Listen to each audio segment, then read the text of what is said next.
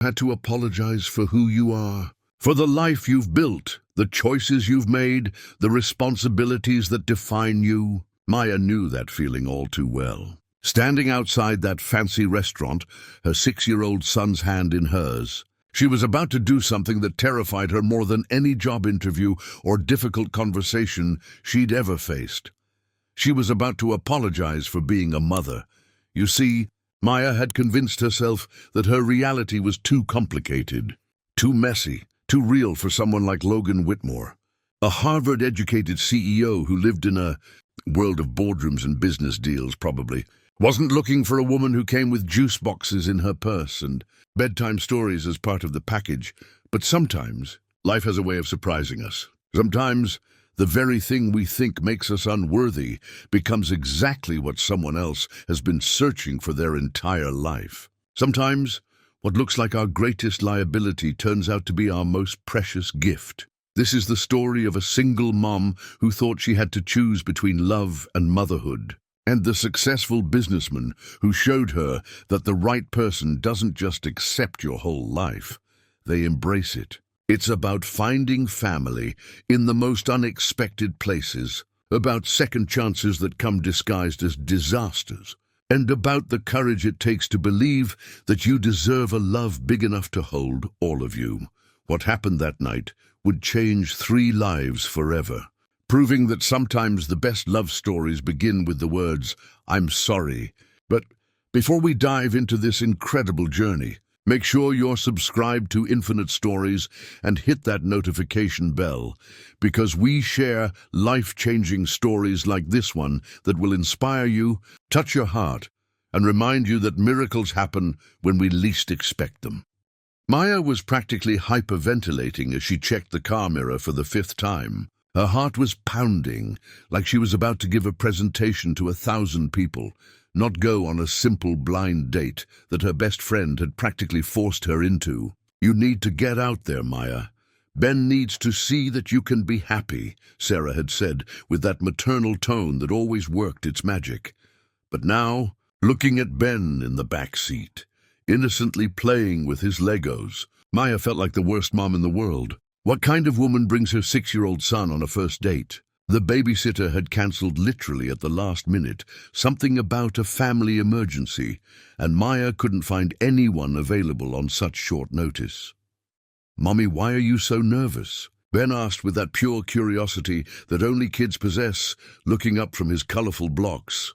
Maya took a deep breath. "I'm not nervous, sweetheart. Just thinking about dinner." Total lie. She was terrified. Logan Whitmore wasn't exactly the type of guy you introduce to your kid on a first date. CEO of some tech company, Harvard graduate, probably used to sophisticated women who didn't have emotional baggage or responsibilities that required babysitters. Sarah had shown her photos of him. Devastatingly handsome, always impeccably dressed. The kind of man who'd probably never set foot in a Chuck E. Cheese in his entire life.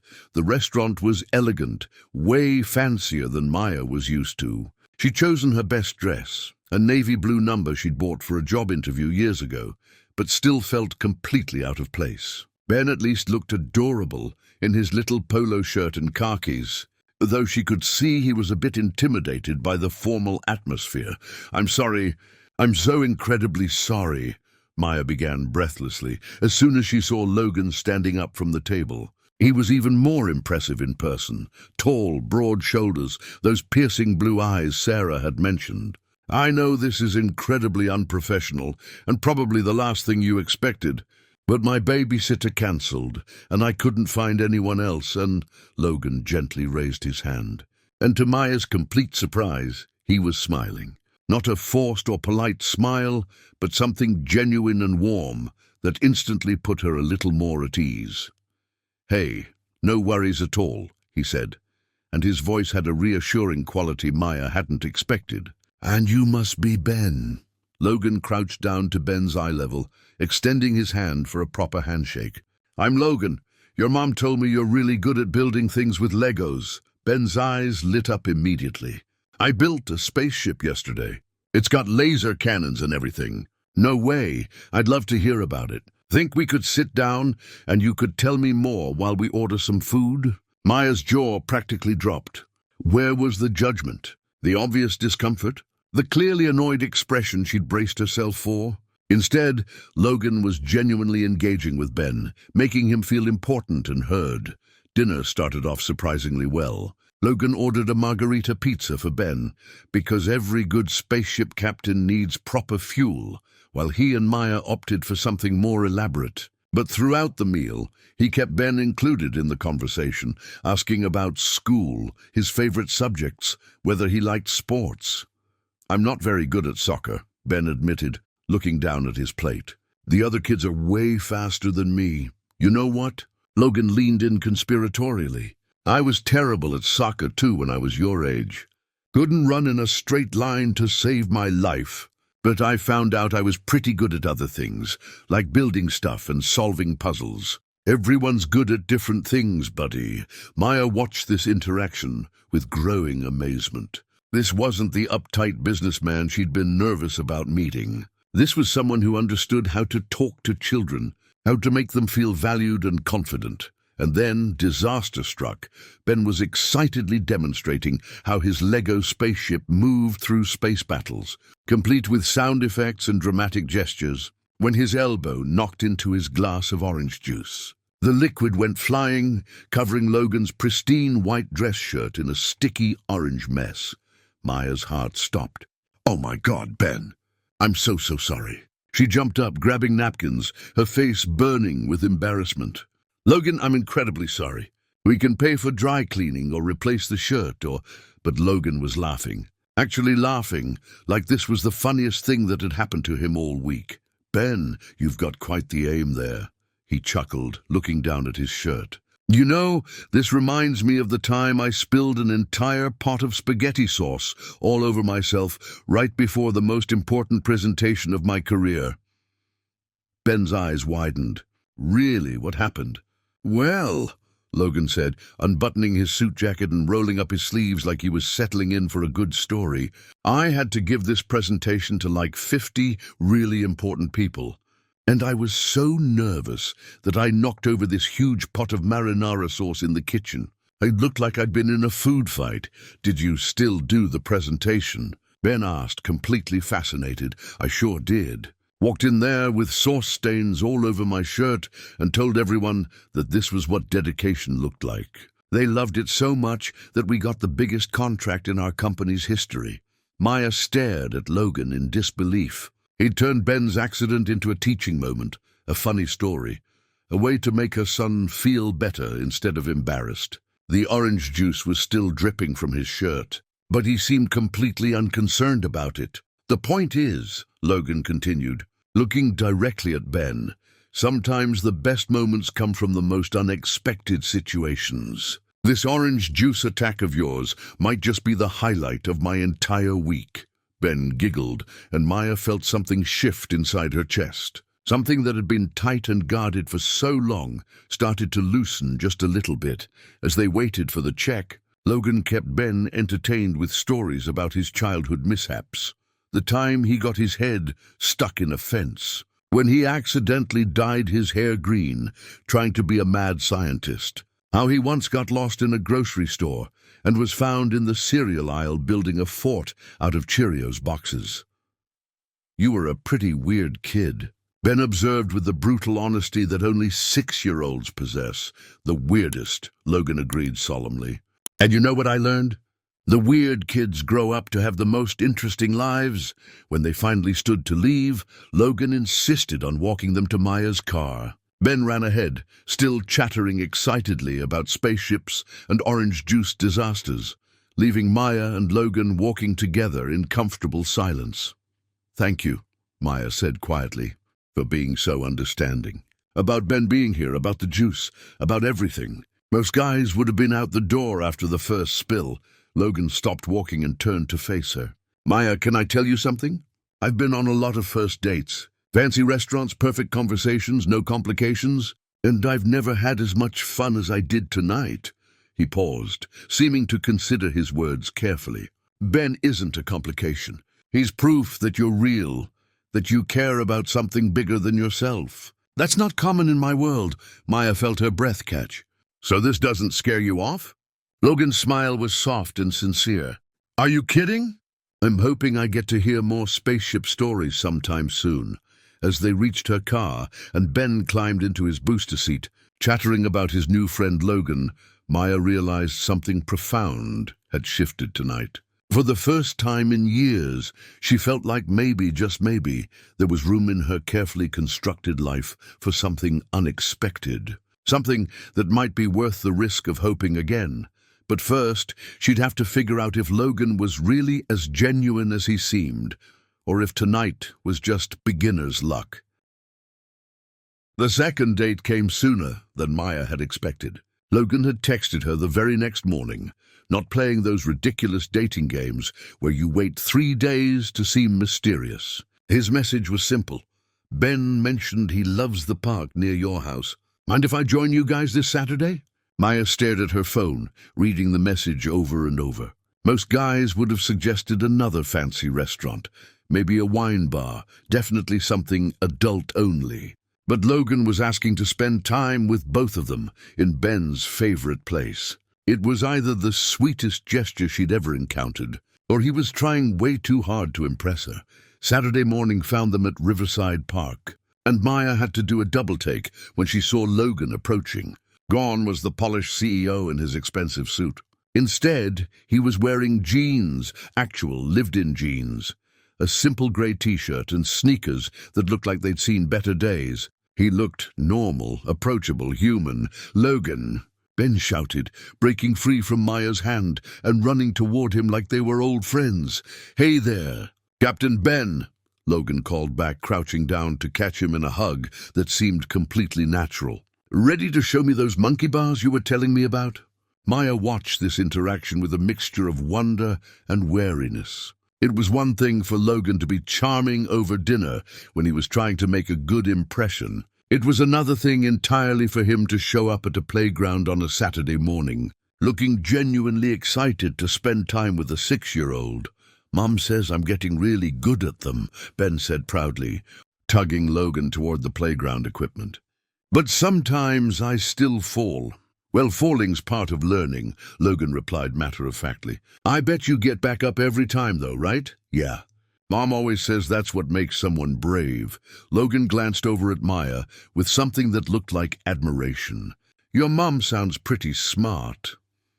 The morning unfolded with an ease that surprised Maya.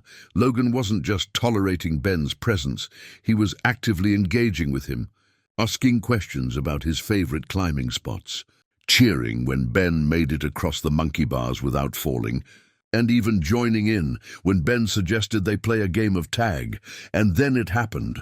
Logan was attempting to show Ben some advanced swinging techniques on the swing set when the chain twisted awkwardly. One moment he was demonstrating proper form. The next, he was tumbling backward off the swing in a spectacular display of adult clumsiness. Maya gasped and started running over, but Ben beat her there. "Logan! Are you okay?" Ben asked, his little face scrunched up with concern. Logan groaned dramatically from where he was sprawled on the mulch, one arm thrown over his eyes. "I think my ego's more bruised than anything else." "Note to self, leave the swing demonstrations to the professionals," Ben giggled. "You felt funny. Like a cartoon character. Did I look ridiculous?" Logan asked, sitting up and brushing wood chips out of his hair. "Super ridiculous." Ben confirmed with the brutal honesty of childhood. "Good. The best falls are always ridiculous ones." Logan grinned and ruffled Ben's hair. "Thanks for checking on me, buddy." "That's what good friends do." Maya felt something flutter in her chest. Logan had just face-planted in front of them, and instead of being embarrassed or trying to play it off as cool, he'd turned it into a bonding moment with Ben. He wasn't trying to be perfect. He was just being real. After the playground, they grabbed lunch at a small pizzeria that Ben had spotted from the car, the kind of place with checkered tablecloths and a jukebox in the corner. It was about as far from their fancy first-date restaurant as you could get, but Logan seemed completely comfortable. "So," Logan said after they'd ordered, turning to Ben, "tell me about school. What's your favorite subject?" "Art class," Ben replied immediately. "We get to paint and make stuff." Yesterday I made a picture of a dragon fighting a robot. A dragon fighting a robot. That sounds epic. Who won? Ben considered this seriously. They became friends instead. Fighting's not always the best way to solve problems. Logan nodded gravely. That's very wise, Captain Ben. Sometimes the best victories don't involve fighting at all.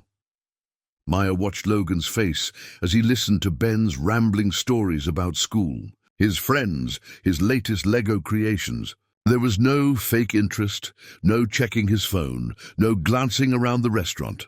Logan was completely present, asking follow-up questions that showed he was actually listening. What about you, Logan? Ben asked suddenly. What was your favorite subject when you were a kid? Math, believe it or not, Logan replied. I liked that there were always clear answers. 2 + 2 always equals 4, you know? Life seemed simpler when everything had a right answer. But life doesn't have right answers, Ben said thoughtfully. Mom says that's what makes it interesting. Logan's eyes found Maya's across the table. Your mom's right again. I'm starting to think she's the smartest person I know. As lunch wound down and Ben became absorbed in coloring the kids' menu with crayons the waitress had brought, Maya found herself studying Logan's face. The afternoon sunlight streaming through the window highlighted the laugh lines around his eyes, the slightly crooked nose that suggested he'd broken it at some point, the small scar on his chin that hadn't been visible in his professional photos.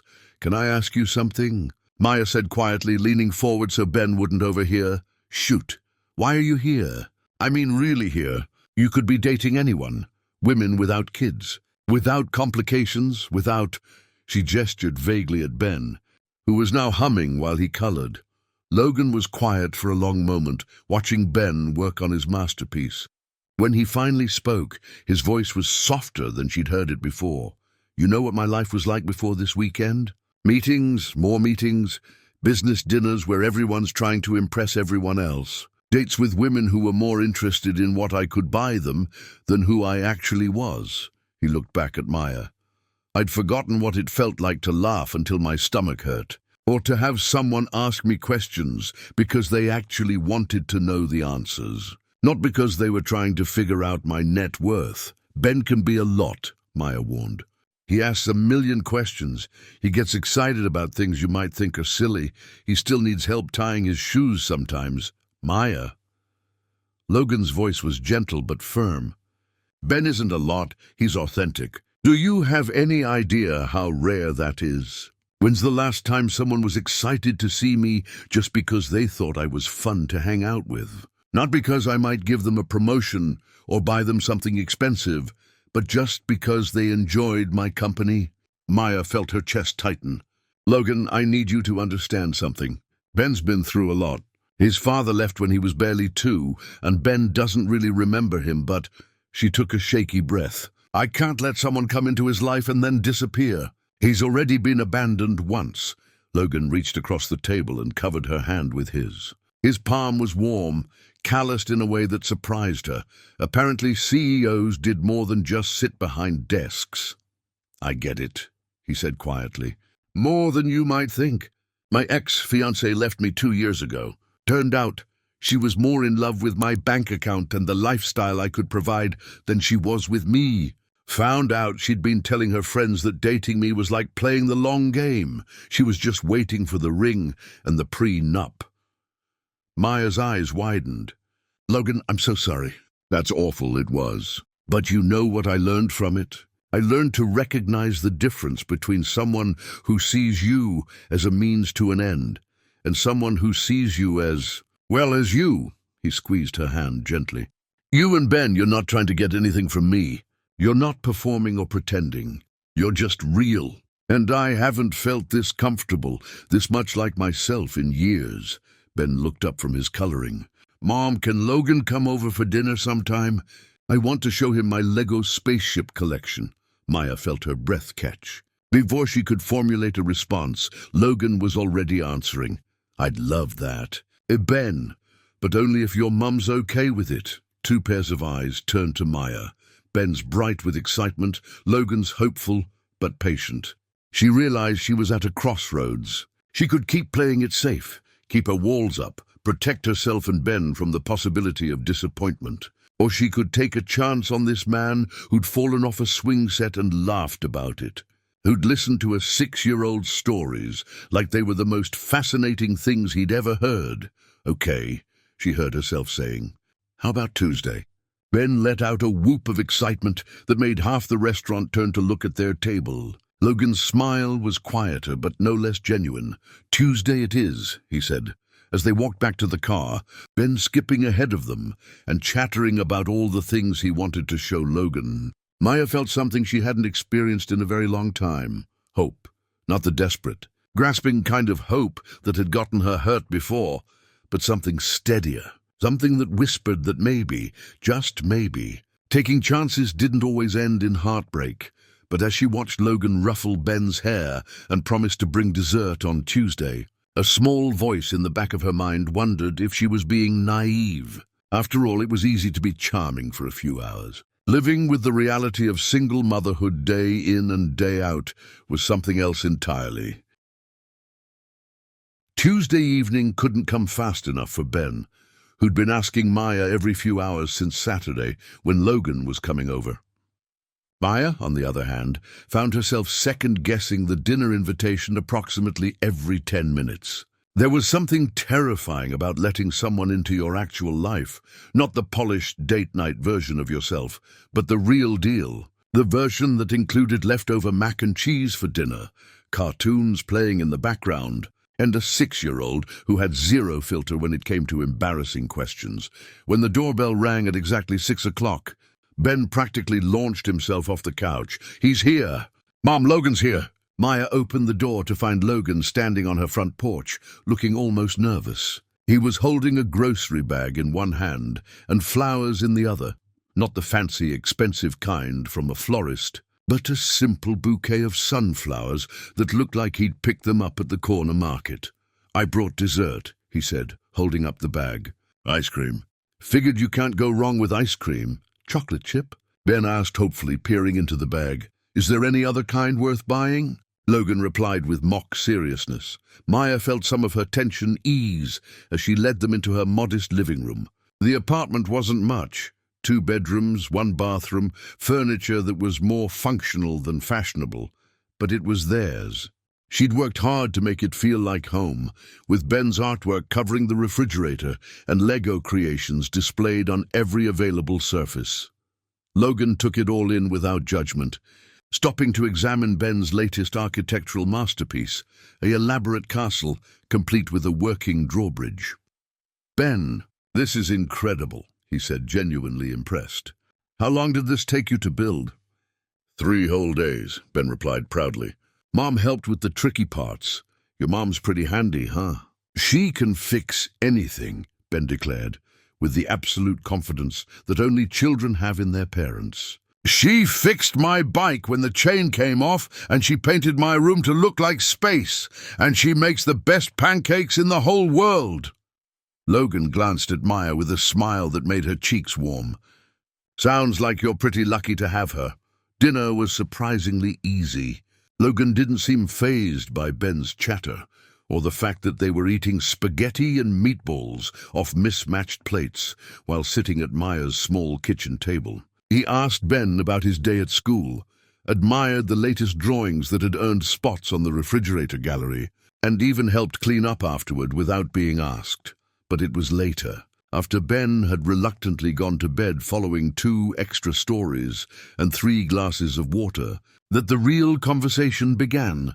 Maya found Logan on her small balcony, looking out at the city lights with a thoughtful expression. She handed him a cup of coffee and settled into the chair beside him. "Thank you," she said quietly, "for tonight, for being so good with Ben. You didn't have to come over, you know. Most guys would have suggested meeting somewhere else." Logan turned to face her, his expression serious. "Maya, can I ask you something? What happened with Ben's father?" The question hung in the air between them. Maya had been expecting it eventually, but that didn't make it easier to answer. "His name was David," she began, wrapping her hands around her coffee mug for warmth. "We were young, probably too young to be having a baby, but I thought we were in love. When I got pregnant, he seemed excited at first. We talked about getting married, finding a bigger place, all those dreams you have when you're 22 and think everything's going to work out perfectly. She paused, gathering the courage to continue. Ben was almost 2 when David left. Just came home one day and said he couldn't do it anymore. That he wasn't ready to be a father, that he felt trapped, that he needed to figure out who he was before he could be what we needed. Maya's laugh was bitter. Turns out who he was someone who could walk away from his own child without looking back. Logan was quiet for a long moment. Has he tried to contact Ben at all? Birthday cards for the first couple years. Then nothing. Ben doesn't really remember him, which is probably a blessing, but Maya's voice caught slightly. I'm terrified of letting anyone else get close to him. Ben's already been abandoned once by someone who was supposed to love him unconditionally. I can't let that happen again. Is that what you think I'm going to do? Logan asked gently. Walk away? Maya met his eyes. I don't know. I hope not. But Logan, you have to understand, this isn't just about me anymore. If you decide this is too complicated, or too real, or too much work, it's not just my heart that gets broken. It's his too. And he doesn't deserve that. Logan leaned forward, his elbows on his knees. Maya, I need to tell you something about my ex-fiancée. Her name was Victoria, and we were together for 2 years. I thought she loved me, the real me, not just the successful businessman version. We talked about having kids someday, about building a life together. He ran a hand through his hair, a gesture Maya was beginning to recognize as something he did when he was nervous or thinking hard. I found out by accident that she'd been telling her friends I was basically her retirement plan. She didn't love me, she loved what I could provide. The house, the cars, the vacations, the social status. When I confronted her about it, she didn't even deny it. She said love was a luxury she couldn't afford, and that I should be grateful someone was willing to put up with my boring personality for the financial security. Maya felt her heart clench. Logan, that's horrible. The worst part wasn't even that she was using me, Logan continued.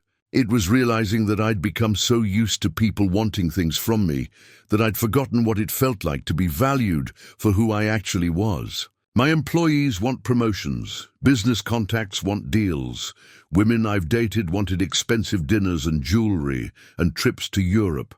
He looked at Maya directly. But you and Ben, you don't want anything from me except my company. Ben gets excited when I show up because he thinks I'm fun to hang out with, not because he thinks I might buy him something. You worry about whether I can handle your real life, not whether I can afford to upgrade it. Do you have any idea how refreshing that is? Maya studied his face in the dim light from her kitchen window. There was vulnerability there that she hadn't seen before, a rawness that made her chest tight. We're both scared, she said softly. You're scared of being used, I'm scared of being left. Ben's scared of losing another person he cares about, even if he doesn't know how to articulate it yet. Yeah, Logan agreed. We're a pretty messed up bunch, aren't we? The best people usually are, Maya replied, echoing something her grandmother used to say. They sat in comfortable silence for a while, both lost in their own thoughts. Finally, Logan spoke again. Maya, I can't promise that this will be easy. I can't promise that I won't mess up sometimes, or that I'll always know the right thing to say to Ben, or that I won't occasionally fall off swing sets. Maya smiled despite herself. That was pretty spectacular, but I can promise that I'm not going anywhere, Logan continued, his voice steady and sure. I'm not David, and I'm not Victoria. I don't make commitments lightly, and I don't break them casually.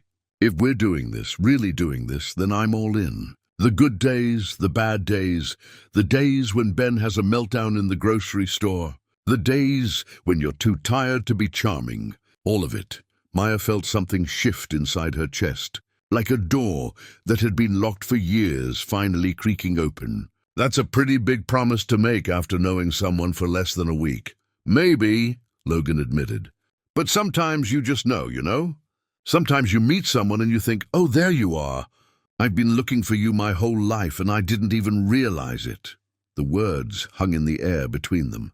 heavy with possibility and hope, and the kind of terrifying honesty that could either build something beautiful or destroy everything. Maya reached over and took Logan's hand, feeling the calluses she'd noticed before, the warmth of his palm against hers. "Okay," she said quietly.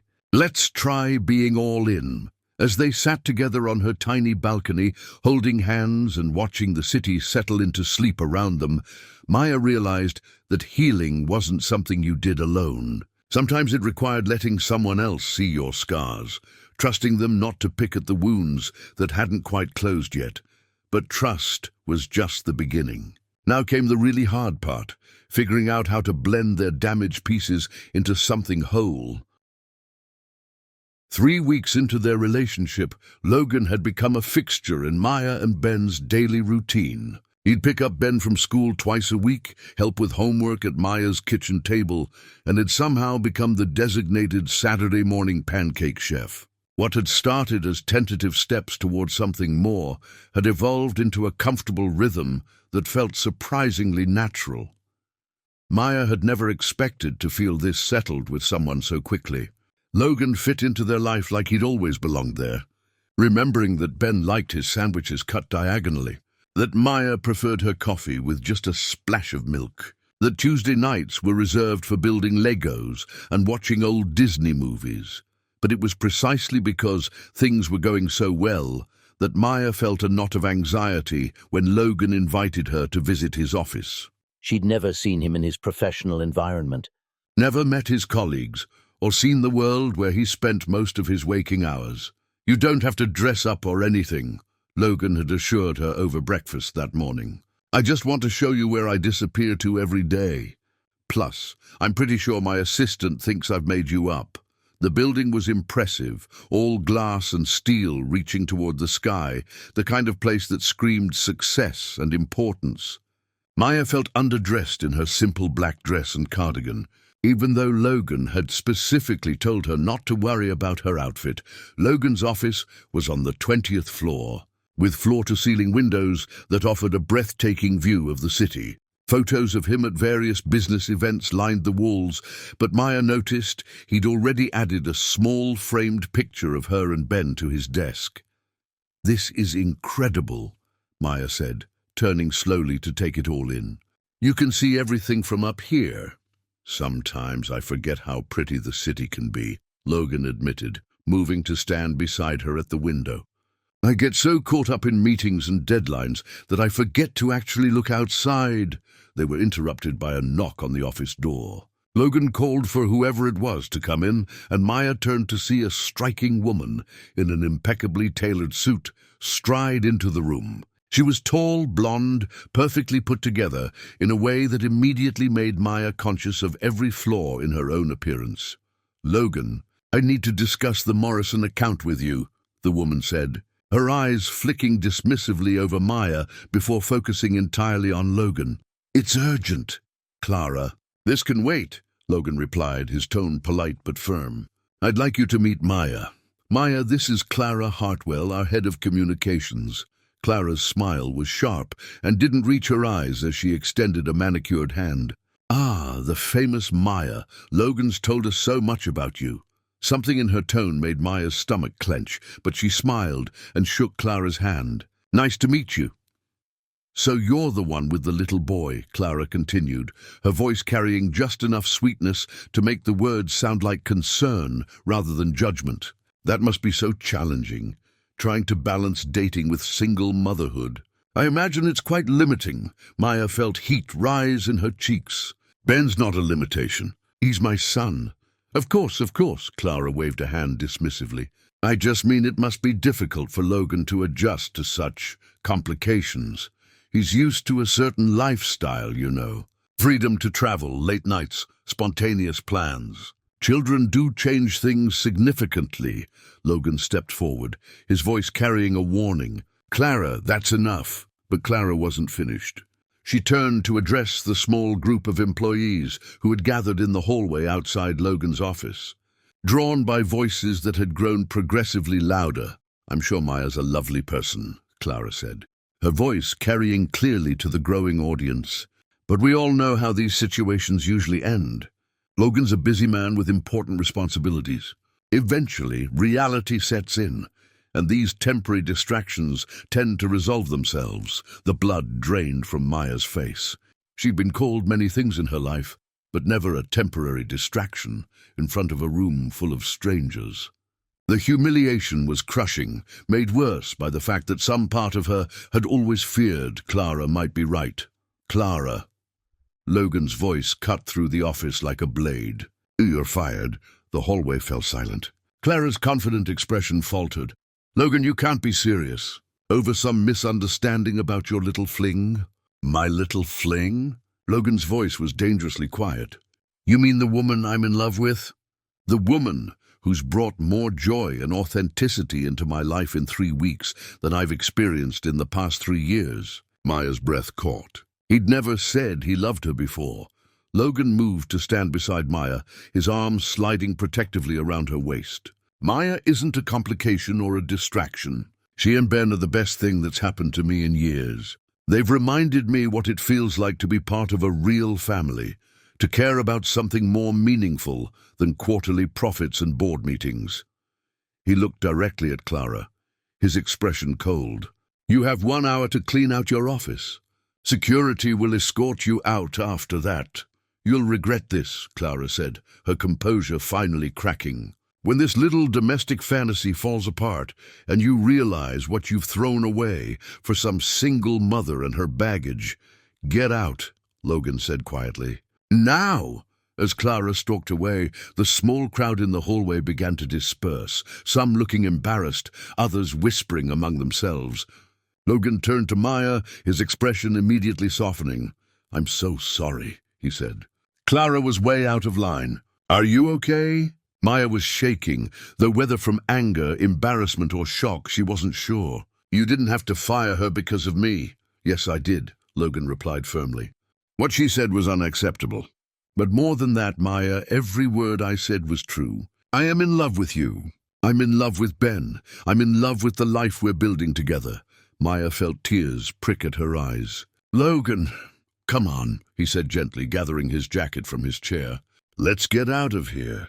I'm taking the rest of the day off." That evening, Maya stood in her kitchen, still processing everything that had happened. Logan had defended her publicly and unequivocally.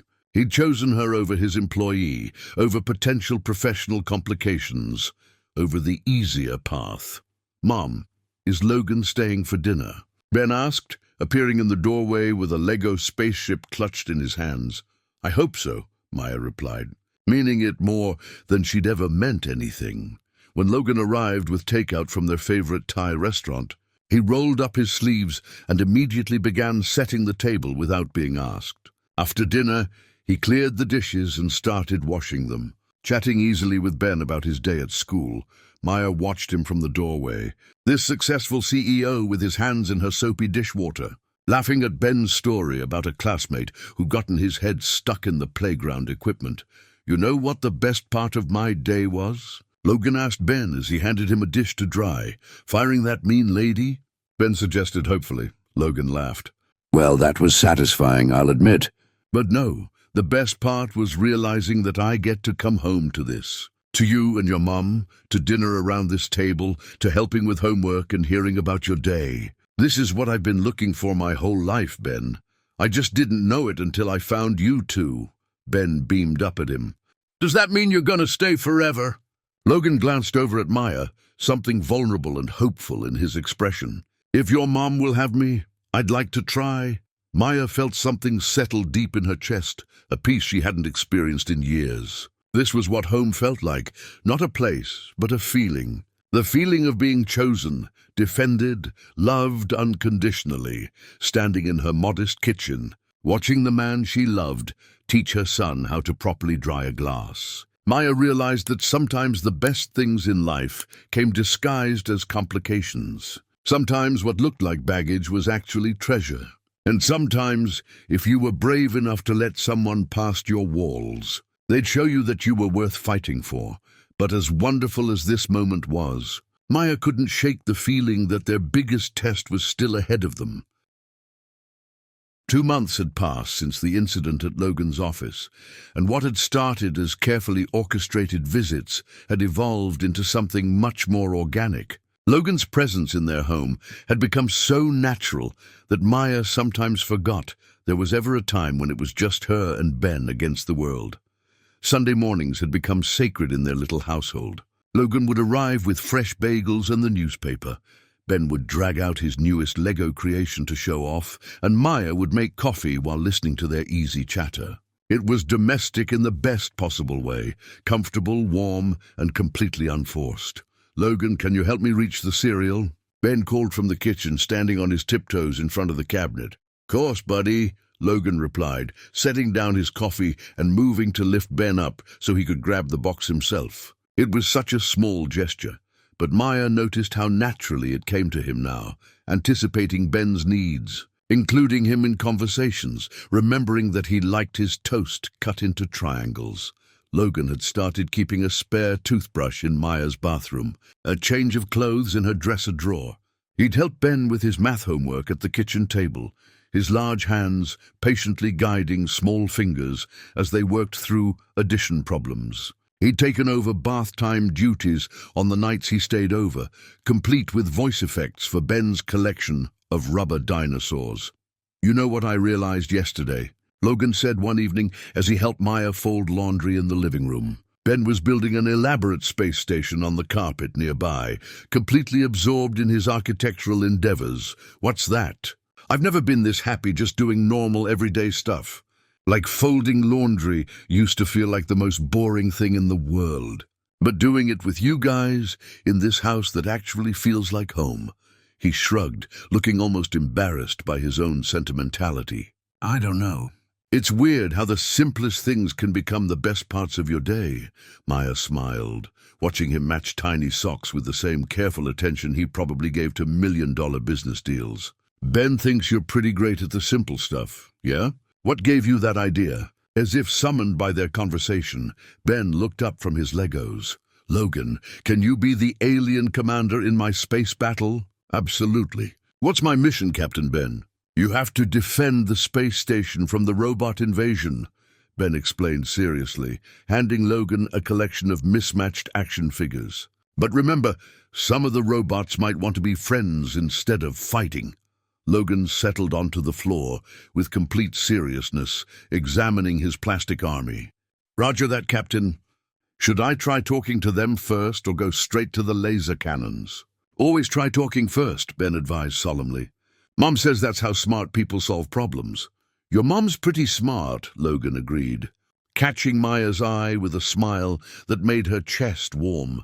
They were deep into an elaborate battle scenario, complete with sound effects and dramatic death scenes, when it happened. Ben's favorite robot warrior had been cornered by alien forces, and Logan was providing appropriately menacing alien dialogue when Ben suddenly grabbed Logan's arm. "Dad! Help Captain Robot escape through the ventilation shaft." The word hung in the air like a soap bubble, beautiful and fragile and impossible to take back. Ben had said it so naturally, so unconsciously, like it was the most obvious thing in the world. Maya's breath caught in her throat. Logan went completely still. His eyes found Maya's across the room, wide with something that looked like wonder and terror all mixed together. "Ben," Maya started gently, not sure what she was going to say, but Logan held up a hand, his gaze never leaving Ben's face. "Did you say Dad, buddy?" Ben looked up, suddenly realizing what he'd done. His cheeks flushed pink. "Is that okay? I know you're not my real dad, but you feel like my dad. You help me with homework and make pancakes, and you always listen to my stories, and you make Mom happy and—" He trailed off, looking uncertain for the first time. Logan's voice was rough when he spoke. "Ben, being someone's real dad isn't just about biology. It's about showing up, caring about someone, being there when they need you. And if you want to call me Dad," he cleared his throat, "I'd be honored." "Really?" Ben's face lit up like Christmas morning. "Really," Logan confirmed, and Maya watched him swipe at his eyes when he thought she wasn't looking. The moment was interrupted by Ben launching himself into Logan's arms with the force of a small hurricane. "I love you, Dad," he declared, his words muffled against Logan's shoulder. Logan's arms tightened around Ben, and Maya saw his jaw clench as he fought back emotion. "I love you too, son." Maya had to turn away, tears blurring her vision. She'd never expected this, hadn't dared to hope that Ben would find the father figure he'd been missing, or that Logan would embrace the role with such genuine joy. Later that week, Logan proved just how seriously he was taking his new title. Maya was in the kitchen preparing dinner when she heard a crash from the backyard, followed by Ben's startled cry. She rushed outside to find Ben on the ground next to his bicycle, his knee scraped and bleeding, tears streaming down his face. But Logan was already there, kneeling beside Ben with the focused intensity of someone who'd been personally injured. Hey, you're okay," he was saying, his voice calm and reassuring. "Let me take a look at that knee, buddy." Maya watched in amazement as Logan examined the scrape with gentle thoroughness, cleaned it with bottled water from his pocket, and somehow produced a cartoon Band-Aid from his wallet. "You carry Band-Aids now?" Maya asked, impressed despite herself. Logan glanced up with a slightly sheepish expression. "Started keeping them after Ben scraped his elbow at the park last week. Figured it was part of the dad job description." The dad job description. Maya repeated, fighting back a smile. "Oh yeah, I've been doing research," Logan said seriously, lifting Ben back onto his feet and checking the bike for damage. "Turns out being a dad involves a lot more than I initially realized. Band-Aids, juice boxes, the ability to fix bicycles, an encyclopedic knowledge of cartoon characters. You've been researching how to be a dad?" Ben asked, clearly fascinated by this concept. "Of course I have. It's the most important job I've ever had. I want to make sure I'm good at it." That evening, after Ben had gone to bed with his newly bandaged knee and multiple stories about his brave recovery, Logan produced a small wrapped box from his jacket pocket. "What's this?" Maya asked, accepting the gift with curious hands. "Open it." Inside was a simple keychain, a small Lego minifigure, dressed like a ship's captain, complete with a tiny hat and confident expression. "It's Captain Dad," Logan explained, looking almost nervous about her reaction. "I found it at the toy store when I was buying those Band-Aids. The guy at the store said the captain's job is to keep the crew safe and make sure everyone gets home okay."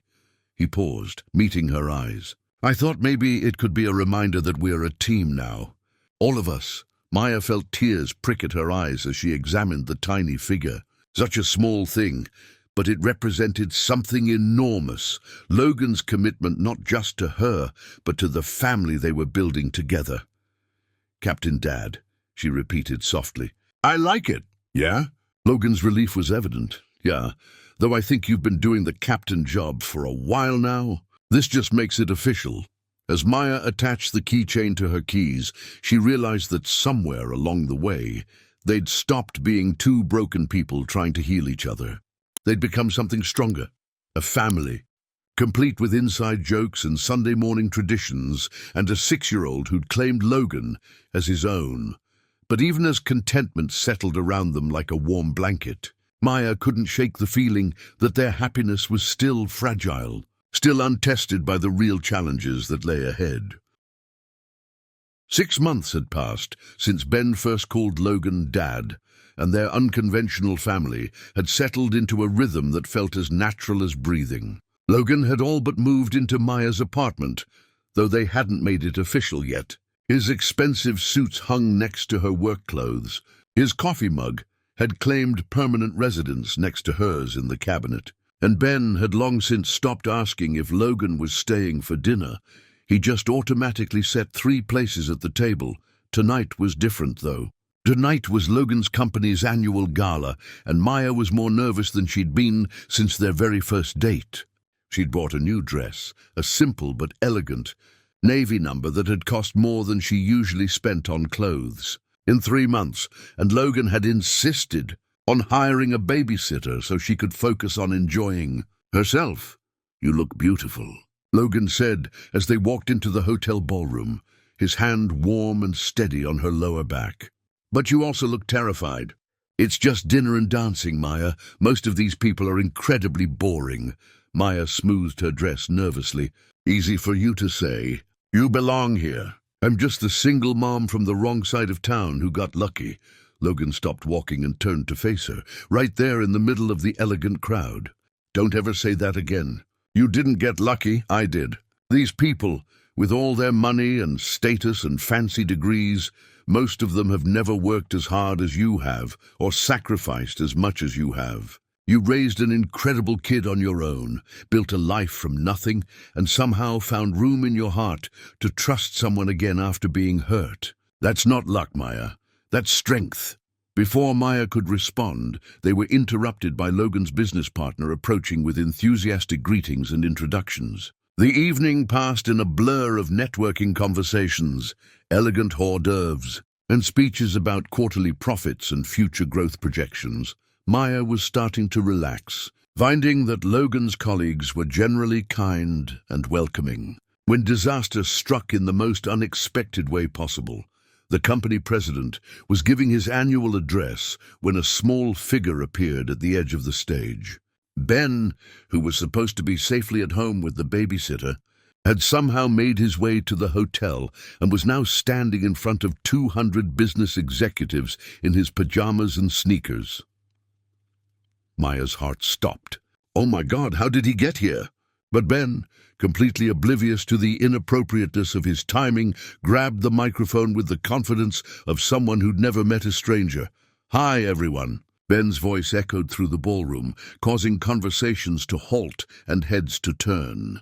I'm Ben, and I want to tell you something really important. Maya started to stand, ready to rush the stage and extract her son before he could embarrass them both further. But Logan's hand on her arm stopped her. My mom is the most beautiful person in the whole entire world, Ben announced, scanning the crowd until he spotted Maya. She works really hard, and she makes the best pancakes, and she reads me stories even when she's super tired from work. The ballroom was completely silent now. 200 adults hanging on the words of a 6-year-old in dinosaur pajamas. And Logan is gonna be my new dad, Ben continued cheerfully. Which is really cool because he's really nice and he helps me with my homework and he doesn't get mad when I spill things. Mom thinks I don't know they're gonna get married, but I heard them talking about rings and stuff. Maya felt her face burn with embarrassment. They had been talking about marriage, tentatively, carefully, in hushed conversations after Ben was asleep. But they'd never made any definitive decisions, never set any timelines. Anyway, Ben concluded, I just wanted everyone to know that my mom is the best, and if anyone here is mean to her, they'll have to answer to me and Logan. Okay, bye. Ben handed the microphone back to the bewildered company president and ran off the stage, leaving 200 people in stunned silence. Maya buried her face in her hands. I'm going to die of embarrassment. Right here, right now. But when she looked up, Logan was smiling, not the polite, professional smile he wore during business meetings, but the genuine, completely smitten expression she'd come to love. Your son just announced our engagement to my entire company, he said, his voice filled with wonder rather than horror. Logan, I'm so sorry. I have no idea how he got here, or why he thought it was okay to— Maya! Logan stood up, extending his hand to her. Dance with me. What? Logan, we need to find Ben. We need to apologize to your colleagues. We need to dance, Logan said firmly, pulling her toward the dance floor as the band struck up a slow waltz. As they moved together to the music, Logan's arms around her in the middle of his professional world. Maya felt some of her panic begin to subside. Are you upset? She asked quietly. About what Ben said. About the marriage thing? Logan was quiet for a moment, considering his words. Maya, I bought a ring 3 weeks ago. It's sitting in my sock drawer because I've been trying to figure out the perfect way to ask you. The perfect moment, the perfect words, the perfect setting. Maya's breath caught. Logan. But you know what I realized tonight, watching Ben up there, telling 200 strangers how much he loves his mom? There is no perfect moment. There's just this moment, right here, right now, with the woman I love, and the son who somehow became mine, without me even realizing it was happening. The music swelled around them. and Logan stepped back slightly, his hands taking hers. Maya, I know we've both been hurt before. I know we're both scared of making promises we might not be able to keep. But I also know that what we have is real and rare and worth fighting for. His voice was steady despite the emotion in his eyes. I want to build a life with you and Ben. I want Sunday morning pancakes and homework battles and Lego spaceships scattered across our living room floor. I want all of it, the messy, complicated, beautiful reality of being a family. Maya felt tears starting to fall, but she didn't care that they were surrounded by Logan's colleagues and business partners. Is this a proposal? She whispered. This is me saying that I want to wake up next to you every morning for the rest of my life. I want to be Ben's dad officially, legally, permanently. I want us to be a real family, not just three people who happen to love each other. Logan's smile was soft and sure. So yes, Maya, will you marry me? Around them, the ballroom had fallen silent again. But this time, it was the respectful quiet of people witnessing something beautiful rather than the shocked silence that had followed Ben's announcement. Yes, Maya said, her voice breaking with emotion. Yes, of course, yes. The applause that erupted from their audience was thunderous, but Maya barely heard it. She was too busy kissing the man who'd somehow managed to heal her broken heart and give her son the father he'd always deserved.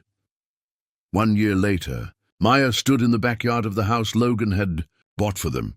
A real house with a yard big enough for Ben's bicycle and a kitchen large enough for Sunday morning pancake making. Watching her new husband help their son adjust his tiny tuxedo. You ready for this, buddy? Logan asked, straightening Ben's bow tie.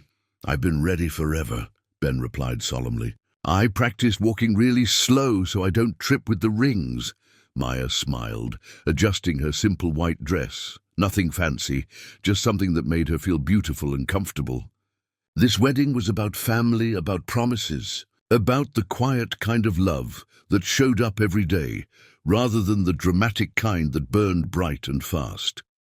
As they took their places in front of their small gathering of friends and family, Ben carefully carrying the rings in his important role as ring-bearer, Maya caught Logan's eye and saw her own contentment reflected back at her.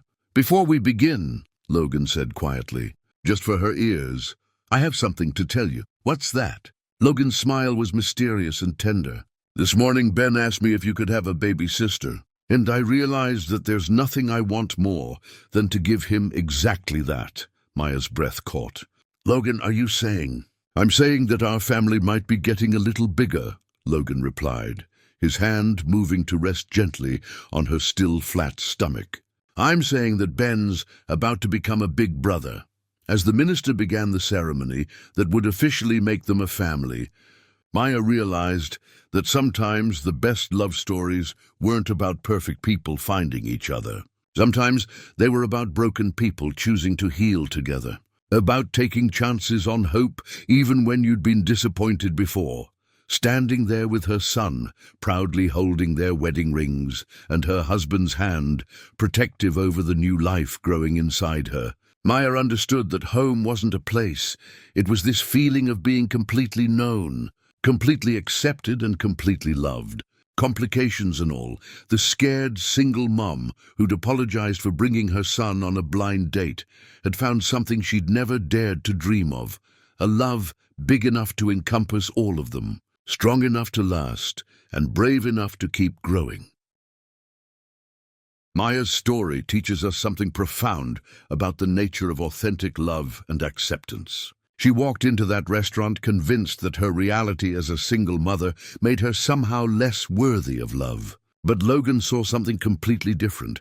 He saw strength, authenticity, and the kind of real life he'd been missing in his world of polished surfaces and perfect facades. Here's the truth that Maya discovered and that we all need to remember. The right person won't ask you to minimize yourself to fit into their life. They'll expand their life to embrace all of you. Your responsibilities aren't baggage. They're proof that you care about something bigger than yourself. Your scars aren't flaws.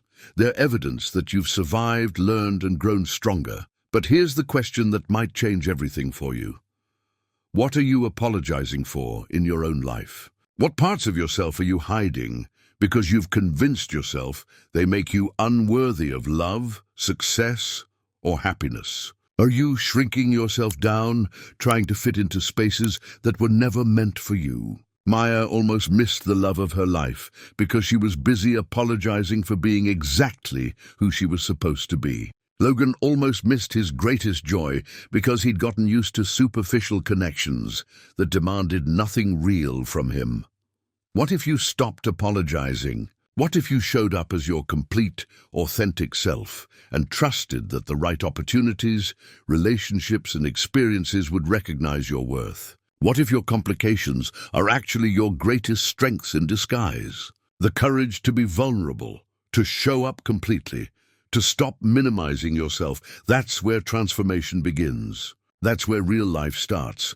Don't forget to subscribe to Infinite Stories and hit that notification bell to keep watching stories that will challenge you to live more authentically, love more bravely, and believe that you deserve every good thing life has to offer. Because stories like Maya's remind us that our greatest perceived weaknesses might just be our superpowers waiting to be recognized.